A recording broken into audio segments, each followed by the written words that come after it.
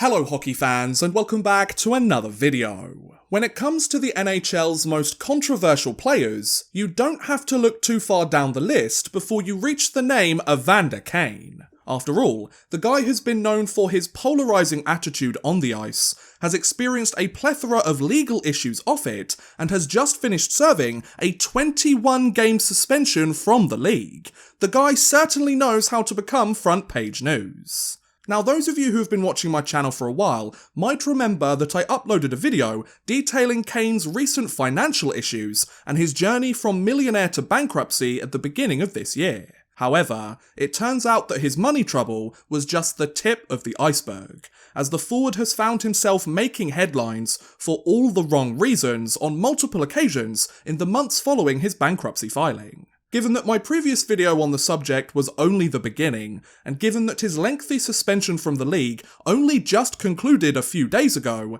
I figured that it would be worth taking a closer look at each and every incident that has happened to Kane since my last video was released, and experience the roller coaster ride that he's been on over the last few months. So in today's video, let's explore why Evander Kane is a complete mess. Let us begin by picking up right where we left off, so we can figure out how Kane finds himself in his current situation. To conclude my previous video, we finished our journey on January 11th, 2021, when Evander Kane appeared in a Californian court and filed for Chapter 7 bankruptcy. According to documents filed as part of the proceedings, Kane listed more than $26.8 million in total liabilities, including $16 million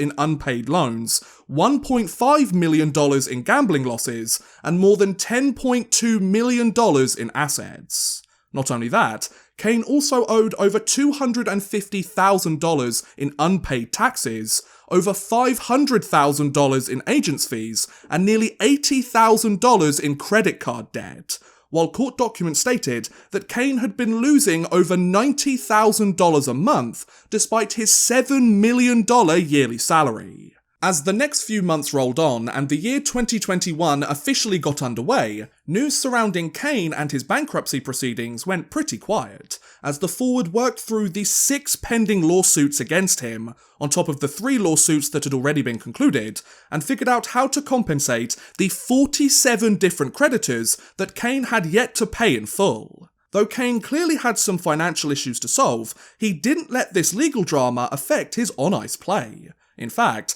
Kane would spend the entire 2021 NHL season with the San Jose Sharks, despite numerous rumours that he may try to get out of the remainder of his 7-year, $49 million contract with the team, and he registered one of the most productive seasons of his entire NHL career, as he finished the year first in scoring on the Sharks roster, with 22 goals and 49 points in just 56 regular season games. I guess he really does thrive under pressure, eh, folks? After the Sharks missed out on the 2021 Stanley Cup playoffs and their season had come to a premature end, Kane continued to attend court hearings away from the public eye and take care of his off-ice issues while getting ready to enter the 4th season of his contract with San Jose. However, after nearly 6 months of keeping his name out of the headlines, Kane would soon find himself under the spotlight for a completely unrelated reason midway through the year. On July 31st, 2021,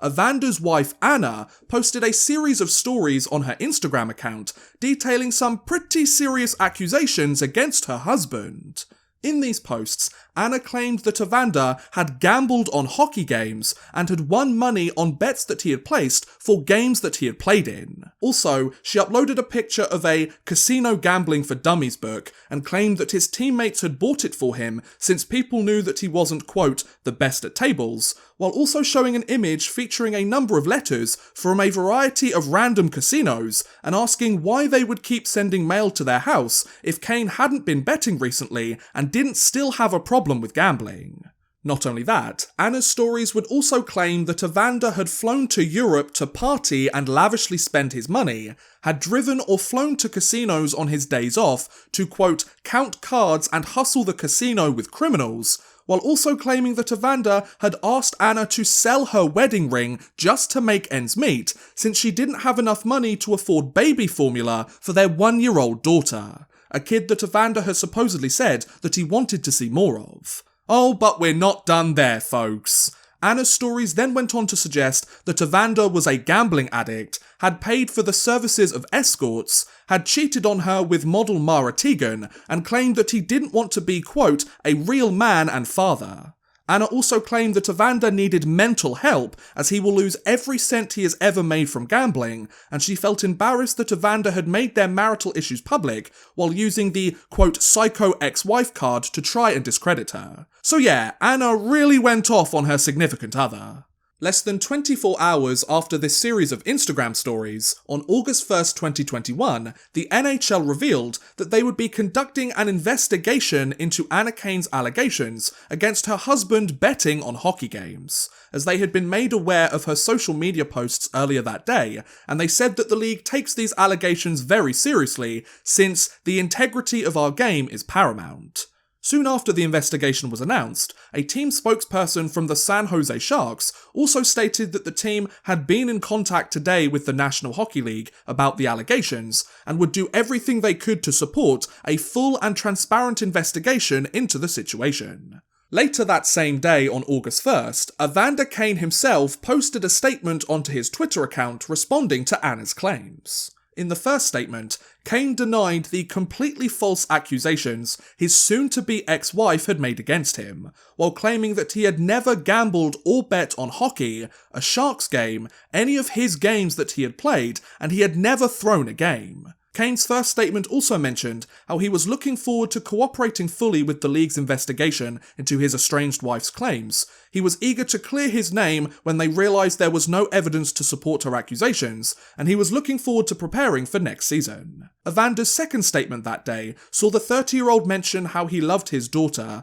how he had always made sure her mother had everything she needed to take care of their child and more, while also saying that he had tried to set up FaceTime calls and opportunities to visit his daughter, but Anna would restrict or outright refuse him access to his own child. Kane finished his post by claiming that he will always do what is best to take care of his family, and suggested that his estranged wife was mentally unwell. I don't know about you guys, but the only person I have any kind of sympathy for in this situation is their 1-year-old daughter. What a messy situation they have created for her during the early stages of her young life. In the days following Kane's statement, news surrounding the forward would begin to cool off, as Evander continued to prepare for his various court hearings, and the NHL began their investigation into his estranged wife's accusations. However, less than 48 hours later, several players on the San Jose Sharks roster decided to air their frustrations with their teammate. On August 3rd, 2021, Kevin Kurtz of The Athletic released an article claiming that several Sharks players had expressed that they didn't want the forward to return to their team for the upcoming 21-22 NHL season. According to Kurtz, one source was frustrated with Kane's disrespect for team rules, since he was often late for practice or games, and the fact that zero consequences came from it. A bad habit which had begun to cause, quote, a ripple effect with other, younger guys. Not only that, another source claimed that Kane's various off-ice issues had affected his attitude within the Sharks locker room and his behaviour around the team, since, quote, it wasn't easy dealing with him this season. So not only had he filed for Chapter 7 bankruptcy and engaged in a messy legal battle with his ex-wife, a number of Evander Kane's teammates didn't even want him back on the roster. Talk about crashing and burning, eh, folks? If all of that wasn't enough though, the article would later mention how the Sharks had supposedly been trying to trade Kane throughout the summer, but despite him being a lock-in for 20 goals every year, and with him just coming off one of his most productive seasons in the league, no other team wanted to take his hefty off-ice baggage or his polarising attitude off their hands. Given his various troubles away from the game, his track record in the league, and his current reputation in the Sharks locker room, you can't really blame them, can you? After Kurtz's article was released, Kane would keep his name out of the headlines for the next 6 weeks, as the NHL offseason got well underway, and the forward continued to try and get a handle on his situation. In fact, the next time he would find himself in the public eye would be from his own choosing, as he attempted to further clear his name and put his side of the story out there. On September 16, 2021, Evander Kane sat down with ESPN's Linda Cohen for a feature on Sportsnet's Outside the Lines. During this interview, Kane confirmed that he had a gambling addiction, which had led to him losing $1.5 million at casinos and via bookies over a 12-month span leading up to his bankruptcy filing earlier this year. That said, the 30-year-old mentioned that he had sought professional help for his gambling addiction and further reiterated that he had never bet on hockey, as he believed the NHL's investigation into his ex-wife's claims would clear his name and exonerate him on all counts. When asked about what his Sharks teammates had said about him 6 weeks prior, Kane said that he didn't really have a reaction, while claiming that he doesn't necessarily know or believe that there is any friction between him and his teammates in the locker room, at least to the point where the Sharks would be willing to get rid of him anyway. Interestingly, Kane disputed the claims that the Sharks had tried to trade him during the summer, as he mentioned that he has a no-trade list and that he hasn't been asked for it by the team. So in his mind, I'm not getting traded and I would know about it first. Sounds to me like the Sharks may have asked around to see if there was any interest in taking him, but no one showed any desire to take him off their hands. Pretty understandable given the circumstances, right? Less than a week after Kane's interview on September 22, 2021, the NHL finally released its findings into Anna Kane's accusations. According to their report, the league found no evidence that Kane had bet on any NHL games, any Sharks games, any games that he had played in previously, or any hockey games, period. In fact, the investigation questioned the legitimacy of the initial claims, since, quote, the evidence raises doubts about the veracity of the allegations. Sure, the NHL doesn't exactly boast the greatest track record when it comes to investigating members of its own league, but by the sounds of it, Anna Kane had just made the whole thing up. That's one way to try and get back at your ex-husband, I guess. Speaking of Anna, later that same day on September 22nd, court documents revealed that Anna Kane had applied for a domestic violence restraining order against her estranged partner,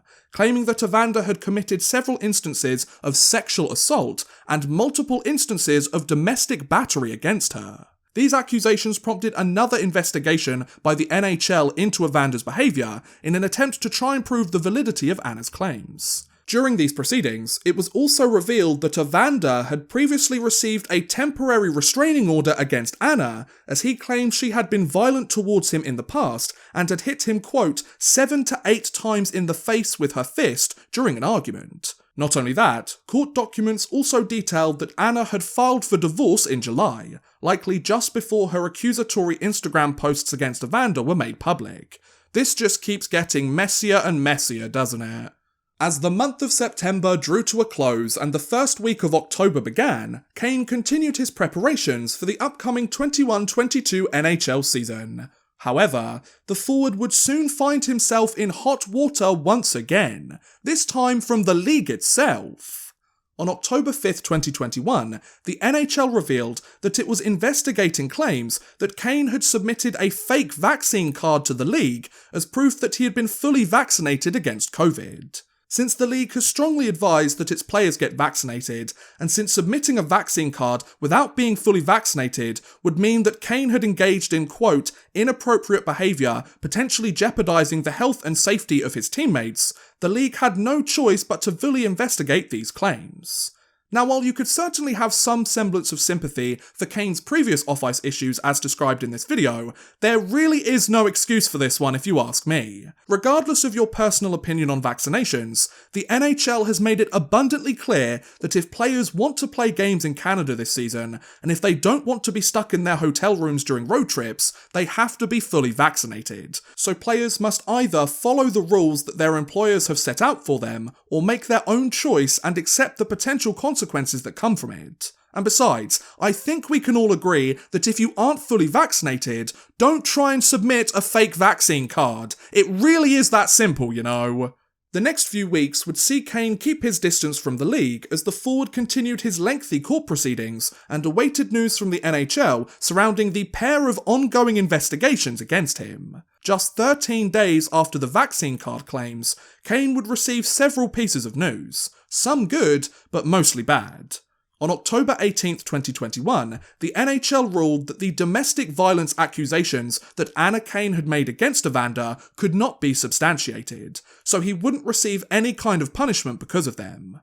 However, later that same day, the league would also reveal that Kane had indeed tried to use a fake vaccine card to claim that he was fully vaccinated. Because of this, the NHL handed Kane a 21-game suspension for violation of the league's COVID protocols, meaning he would be eligible to return on November 30th, 2021 and miss almost 25% of the upcoming season of play. Having just been handed a lengthy suspension from the league, news surrounding Kane would go quiet for well over a month, as the 30-year-old missed the start of the 21-22 NHL season and continued to attend his various legal proceedings. However, roughly 6 weeks after his suspension was announced, Kane's off-ice drama would make headlines once again. During his ongoing court battles with his ex-wife, on November 22, 2021, it was revealed that Evander had accused Anna Kane of lying about her pregnancy since July of that year.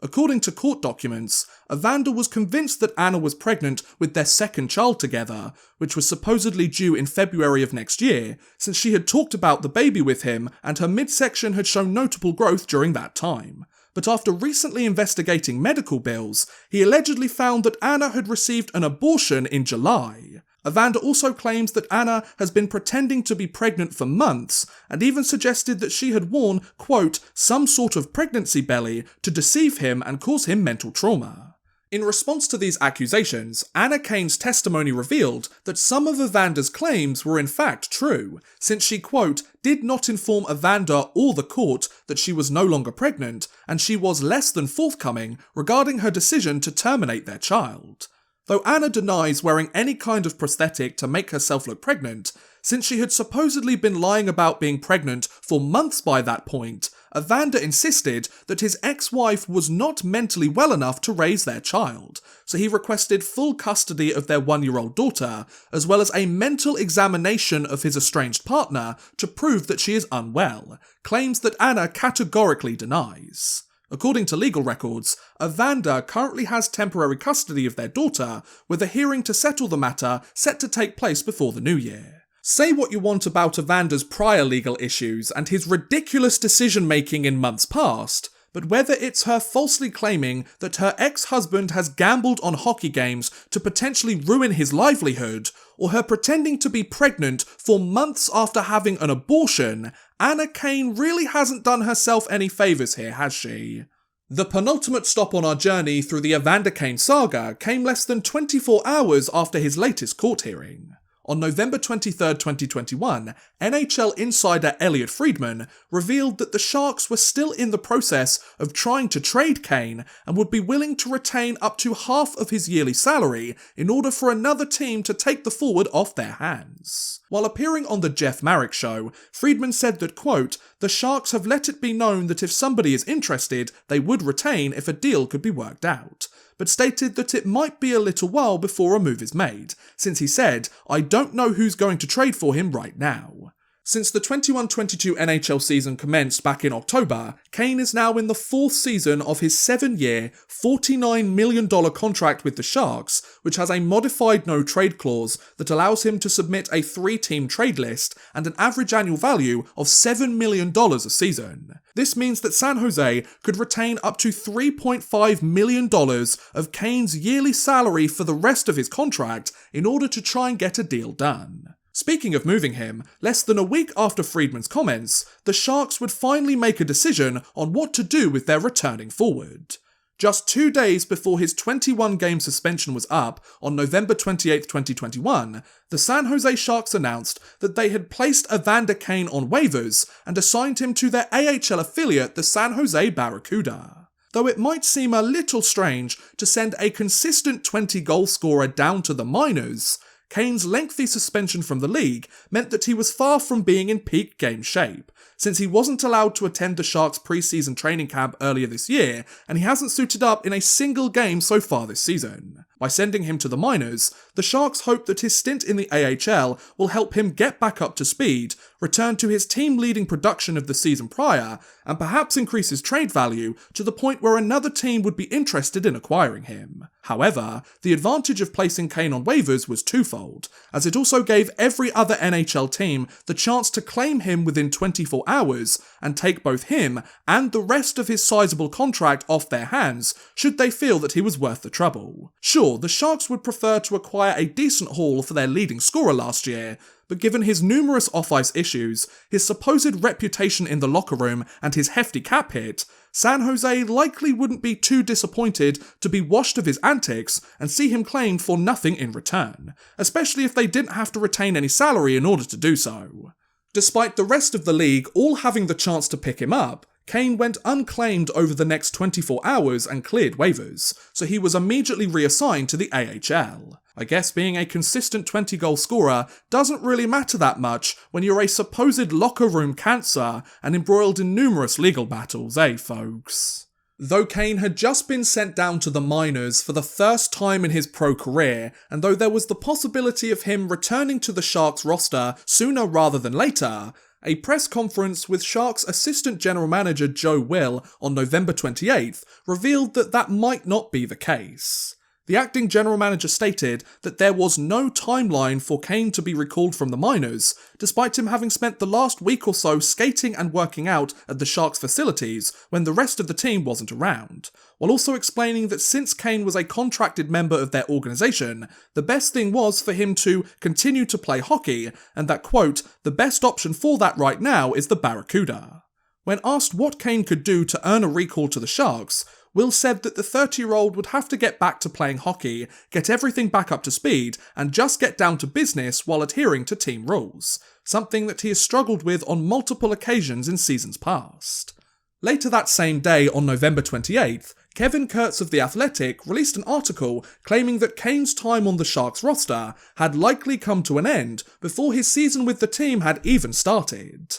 Kurtz's article stated that no Sharks player had either seen or talked to Kane since he was sent home before training camp, how many Sharks players had emphasised how good the locker room had felt since the beginning of the year, and that one source suggested that the team's leaders, quote, will not be happy if Kane returns to the daily routine. Not only that, Kurtz also mentioned that Kane has recently changed agents, how his new representative had been contacting teams across the league to gauge potential interest in his client, and how the 30-year-old is looking forward to resuming his NHL career this season, be it by returning to the Sharks or with another team elsewhere in the league. Given that he isn't exactly the most well-liked player in the NHL, he has numerous off-ice issues, and he hasn't suited up in a single game so far this season, even if the Sharks do retain up to half of his yearly salary, it's still going to be pretty tough to find another team interested in trading for him. So where does this leave us? Well, at the time of this recording, Kane's 21-game suspension was lifted just a few days ago on November 30th,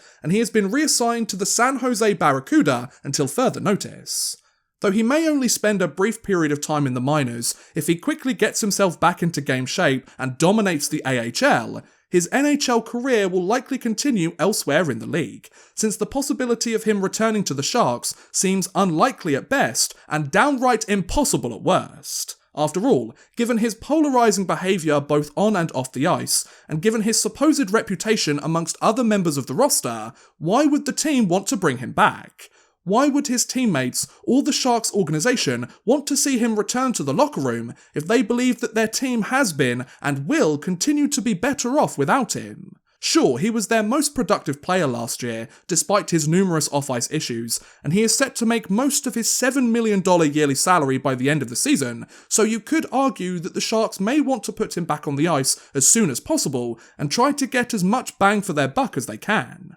However, given that Kane has been the subject of multiple controversies over the last year, the Sharks have supposedly been trying to trade him since the summer in order to distance themselves from his off-ice antics, and several sources on the team have suggested that the locker room has felt so much better without Evander in it. I wouldn't be surprised if the Sharks told Kane to keep his distance from the team and remain in the minors until a deal is reached and he is moved elsewhere. While the Sharks would certainly welcome his consistent 20-goal scoring and the added offensive punch to their top six, and while he produced a career year for himself last season despite his various off-ice dramas, Considering that San Jose has played better than expected so far this season, and given Kane's hefty off-ice baggage, you could see why the Sharks would hesitate in bringing him back into the fold, especially considering his supposed bad habits around the team and the negative impact he has allegedly made on the team's younger, more impressionable players. If you ask me, I think that if San Jose can't move him elsewhere in the league and they are stuck with him for the foreseeable future, they should really sit down with Evander and tell him that if he wants to return to the roster, the bad habits on the ice have to stop and the controversies off the ice have to be kept to a minimum. If he is unable to do so, then he shall remain in the minors, be made a healthy scratch, or suspended from the team until they trade him or his contract expires. Yes, he is a talented player, and yes, his contract makes up a large percentage of their salary cap, but unless he is willing to finally learn from his past mistakes, change his behaviour for the better both on and off the ice, and earn his place on the team again, he is not welcome to come back. After all, if keeping him out of the lineup and distancing the organisation from his antics means that the team is more successful in the long run, then that is the move the Sharks need to make, regardless of how much Kane is being paid. Whether Kane ends up rejoining the Sharks or not, one thing's for sure. Whether it's his ongoing legal battles off the ice or his polarising attitude on it, the forward still has a long way to go before all of his issues are resolved. And that was a look at how Evander Kane is a complete mess. What do you guys think about Kane's controversial journey over the last few months? Do you think he has learned from his past mistakes, or do you think we will see him get into even more trouble in the future? Let me know in the comments below, I would love to hear what you guys think. But thank you very much for watching, guys, I hope you have enjoyed. Please feel free to like, subscribe, share, or watch some of my other videos. Thank you very much for watching, and goodbye! A big thank you to Drew Fawcett, Houston NG, and Worthless Pieces for helping support this video via Patreon. If you too want to help support the channel a little bit further, and get a shout out at the end of every future video, make sure you head over to patreon.com/oddmanrush and become a patron today.